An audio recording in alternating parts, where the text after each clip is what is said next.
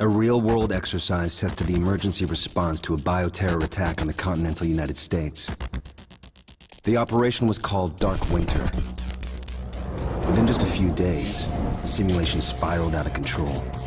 The operation predicted a rapid breakdown in essential institutions, civil disorder, and massive civilian casualties. Dark Winter has revealed how vulnerable we've become. Our lifestyle, our security, our safety, depends on a delicate and unstable economy. We've created a system so complicated that we no longer understand how to control it.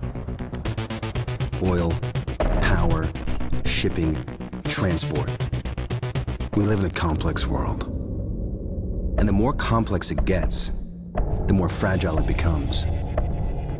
The system is built on a global supply chain that gets things where they're needed, just in time. We've created a house of cards.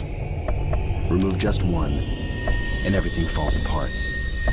And what's fueling the system? Money. Americans can spend $90 billion in a single day of shopping. Last year, 200 million people swarmed their local stores on November 23rd. We call that day Black Friday. Did you know that a flu virus can survive on the surface of a banknote for up to 17 days? One day there will be a pandemic. It could begin during the crush of Black Friday sales. A pathogen will jump from tainted banknotes to human skin, onto food, toys, children, and loved ones. By the time patient zero feels the first sore throat, millions of people will already be infected. From this point, the breakdown will happen fast. Day 1, hospitals will reach capacity. Panic will strike. Day 2, quarantine zones will be established.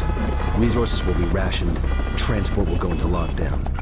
Day 3, international trade will stop. The oil will dry up. The stock market will collapse.